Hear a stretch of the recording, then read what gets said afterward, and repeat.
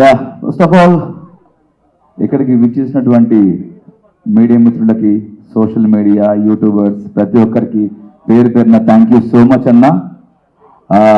ఈరోజు ఈ స్థాయిలో ఇలా మీ ముందు ఇలా మైక్ పెట్టుకొని మాట్లాడుతున్న కారణం ప్రేక్షకులు మరియు ఈ మీడియా మిత్రులు. మీరు నాకు గత 10-12 సంవత్సరాల నుంచి నన్ను సపోర్ట్ చేస్తూనే ఉన్నారు.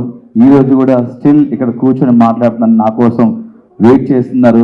ఫస్ట్ ఆఫ్ ఆల్ క్షమించండి, కొంచెం లేట్ అయిపోయింది. 70 రోజులు ఇంట్లో ఉండేసరికి మైండ్ పనిచేయట్లేదు, బాడీ సహకరించట్లేదు, చాలా సన్నబడ్డాను, పొట్టబోయింది. Thank you so much. ఏంటన్నా 2 నైట్ వేసా, నైట్ వేసామంటే ఇది ఓకేనా. Thank you so much. And గెలుద్దాం అనుకున్నాను కప్పు, కానీ గెలవలేకపోయాను. It's okay. ఇంత దూరం వచ్చాను, టాప్ 5లో ఉన్నాను, కారణం కూడా మీరే. మీ అభిమానం, మీ ప్రేమ, ఆప్యాయతల వల్ల టాప్ 5లో నిలిచాను.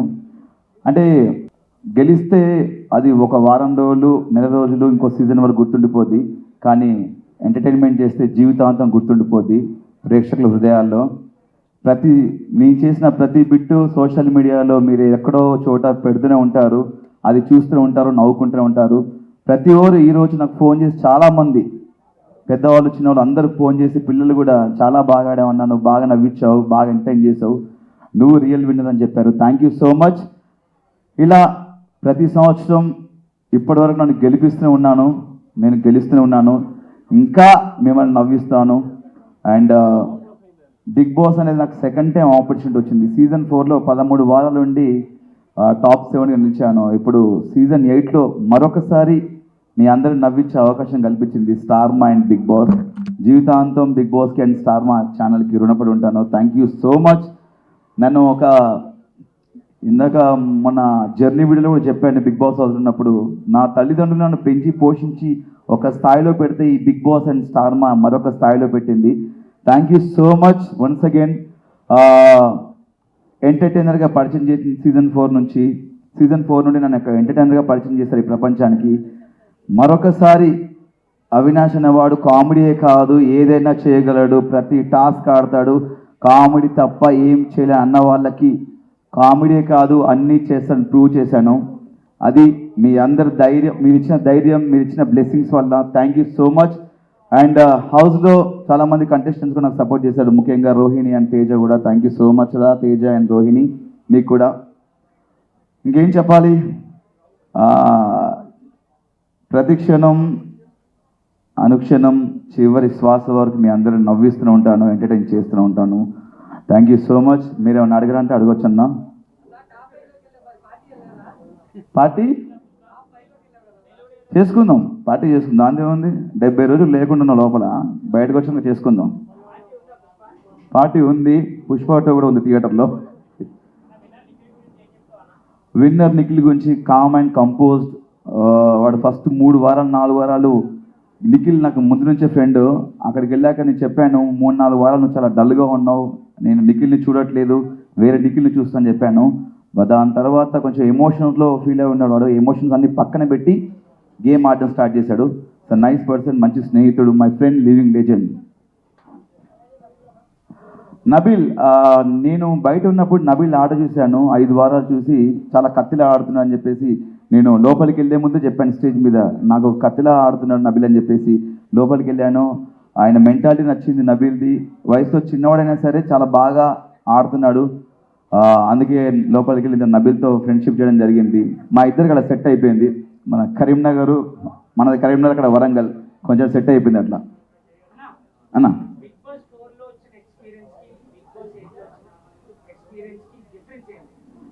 అప్పటికి ఇప్పుడు డిఫరెన్స్ ఏంటంటే, అప్పుడు కొంచెం తెలుసు, కొంచెం తెలియదు. కొంచెం బిగ్ బాస్ సీజన్ 4లో నేను కొంతవరకు నేర్చుకున్నా లైఫ్ అంటే ఏంటనేది. సీజన్ 8లో పూర్తిగా నేర్చుకున్నా. బిగ్ బాస్ అనేది చాలా నేర్పిస్తుంది మనకు, ఒక మనిషి వాల్యూ గురించి కానీ, ఫుడ్ వాల్యూ గురించి కానీ, టైం గురించి కానీ, ఒక రెస్పాన్సిబిలిటీస్ గురించి కానీ, మనం ఒక పర్సనాలిటీ, ఒక మనిషి క్యారెక్టర్ ఏంటనేది మనకు చూపిస్తుంది బిగ్ బాస్. చాలా నేర్చుకున్నాను బిగ్ బాస్లో సీజన్ 8లో. Thank you. 100%. మనకు తెలుసు, మన 15th వీక్ ఫస్ట్ డేనే అర్థమైపోయింది మనం కప్పు రాదు, బ్రీఫ్ కేసు వస్తే పట్టుకొని లటక్న పట్టుకొని వెళ్ళిపోవని ఫిక్స్ అయిపోయాను. కమెడీలో కప్పు రాదా అని ఈ క్వశ్చన్ చాలా పెద్ద వైరల్ అయింది. ఎందుకంటే మా తేజగాడు రోహిణి ఒకరోజు హౌస్లో డిస్కస్ చేశారు, కమెడియన్స్ కప్పు రాదు, కమెడియన్స్ని అక్కడ వరకు చూస్తారు, అక్కడ వరకు తీసుకెళ్ళరు, గెలిపించని చెప్పారు. ఈ ప్రశ్న అనేది నాకు సీజన్ 4 నేను 13th వీక్ బయటకు వచ్చినప్పుడు అనిపించింది. అంటే బేసిక్గా ఒక సినిమాకి వెళ్తే మనం సినిమాలో ఎంటర్టైన్మెంట్ నవ్వుకున్నామా, ఎంజాయ్ చేసాం అనుకుంటాం. సినిమా అంతా సీరియస్గా ఉంటే అదొక సీరియల్లా ఉంటుంది. అంటే అన్నిట్లలో కామెడీ, టాస్క్లు, ఎమోషన్స్ అండ్ ఫైట్ అన్నీ చేస్తున్నాం. ఇన్ని చేస్తున్నాము, మనకెందుకు కప్పు రాదని చెప్పి నాకు సీజన్ 4 అప్పుడు నాకు ఈ ఆలోచన వచ్చింది. కానీ ఎక్కడ బయట పెట్టుకోలేకపోయాను. చూద్దాం, ఇంకా బిగ్ బాస్ చాలా సీజన్స్ ఉన్నాయి కదా, చాలామంది కమెడియన్స్ వెళ్తుంటారు, ఎవరొకరు గెలుస్తారు కదా, నేను వెయిట్ చేశాను. వాళ్ళకు క్వశ్చన్ రేజ్ చేసిన తర్వాత నేను టాప్ 5కి వెళ్ళిన తర్వాత ఒక నమ్మకం వచ్చింది నాకు. టాప్ 5 వరకు వచ్చాను కదా, గెలుస్తూనేమో ఒక హోప్ వచ్చింది. దాని తర్వాత చూసిన తర్వాత మనకేమో ఇలా సైలెంట్గా ఉండడం, డైలాగ్ చెప్పడం తెలియదు మనకు. ఎక్కడ ఏమనిపిస్తుంది నవ్విపిస్తాం, నవ్వుతాం, ఏదనిపిస్తే మాట్లాడేస్తాం. అలా మ్యాన్లీగా ఉంటే మన పర్సనాలిటీ కాదు, కొంచెం ఫన్నీగా ఉండే క్యారెక్టర్ మనకు. బట్ ఒక విషయం ఏంటంటే నేను నాకు నేనుగా ఆడి నా ఆట నేను ఆడుకొని టాప్ 5 వరకు వచ్చాను. నామినేషన్స్లో ఉండకపోవడం నాకు తప్ప, వాళ్ళు నామినేట్ చేయకపోవడం తప్ప నాకు తెలీదు. బట్ నాకు నేనుగా ఆడుకొని టాప్ 5 వరకు వెళ్ళాను, ఫస్ట్ ఫైనలిస్ట్ అయ్యాను. ఒక నమ్మకం వచ్చింది గెలుస్తానని. బట్ ఇంకా 15th వీక్ వచ్చిన తర్వాత ఆ నమ్మకం కూడా పోయింది. బట్ జీవితంలో కోరిక ఉండిపోయింది. బిగ్ బాస్లో ఒక కమెడియన్ గెలవాలి, ఒక ఎంటర్టైనర్ గెలవాలని నాకు కోరిక ఉంది. గెలిస్తే చాలా హ్యాపీ ఫీల్ అవుతా, నేను చాలా హ్యాపీ ఫీల్ అవుతా. నేనే కాదు, ఇలా ఎంటర్టైన్ చేసే కమెడియన్స్ చాలామంది ఫీల్ అవుతారు. ఎక్కడెక్కడ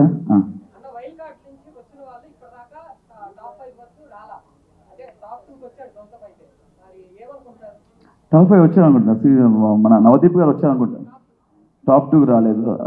చాలా సంతోషం. ఎందుకంటే ఒక వైల్డ్ కార్డ్కి మనం వెళ్ళినామంటే మన నుంచి ఏదో ఎక్స్పెక్ట్ చేస్తున్నాను. దానికి తగ్గట్టు గౌతమ్, యాక్చువల్లీ నేను అనుకున్నాను గౌతమ్ గెలుస్తారని చెప్పేసి, చాలా హోప్స్ ఉండే. స్టేజ్ మీద కూడా చెప్పాను గౌతమ్ గెలుస్తారని. బట్ నా దృష్టిలో గౌతమ్ కూడా గెలిచినట్టే. ఎందుకంటే ఒక వైల్డ్ కార్డ్గా 6th వీక్లో వెళ్ళి 2nd పొజిషన్ అంటే ఆల్మోస్ట్ ఈజ్ అ విన్నర్ నా దృష్టిలో.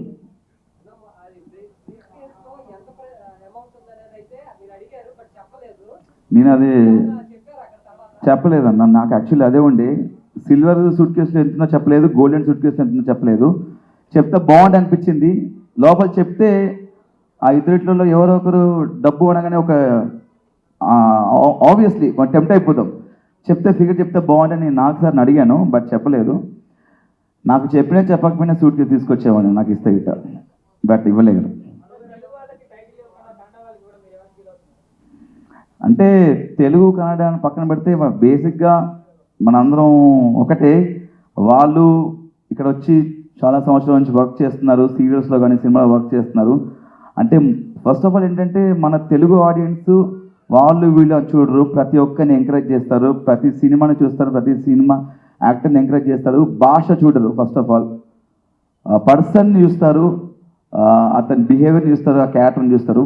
ఫస్ట్ ఆఫ్ ఆల్ మన తెలుగు వాళ్ళకి ఏది అనిపిస్తుంది చేస్తారు, అది కరెక్ట్. నాకు కన్నడ తెలుగు అలాంటిది ఏం ఫీలింగ్ అన్నా, మనం అందరం ఒకటి. చివరిగా మనం ఇండియన్, మన భారతీయులు అన్నా, అది నాకు తెలియదన్నా.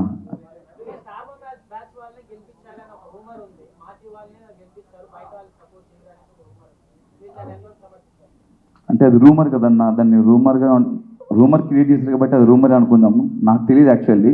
నాకు దానికి సమాధానం తెలిస్తే చెప్పేవాను 100%. దాని గురించి మనకు పెద్ద తెలియదు అన్న. ఫుల్ హ్యాపీ అన్న, చాలా హ్యాపీ. ఫస్ట్ ఆఫ్ ఆల్ పొట్ట తగ్గింది కదా, ఇంకా హ్యాపీ ఫీల్ అయిపోయింది. అంటే బేసిక్గా నా వైఫ్కి నా హెయిర్ అంటే చాలా ఇష్టం. బట్ నేను సినిమా అనే పిచ్చితో, సినిమా మీద ప్రేమతో పెంచుకున్నది, ఒక సినిమా కంటిన్యూటీ కూడా. బట్ ఒకసారి ఆటలో దిగిన తర్వాత ఆట కోసం ఏమైనా చేయాలని చెప్పేసి కట్ చేశాను. కొంచెం ఆ హెయిర్ కట్ చేసినప్పుడు చాలా ఏడ్చారండి ఇంట్లో. బట్ ఇట్స్ ఓకే, హెయిరే కదా, మళ్ళీ పెరుగుద్ది.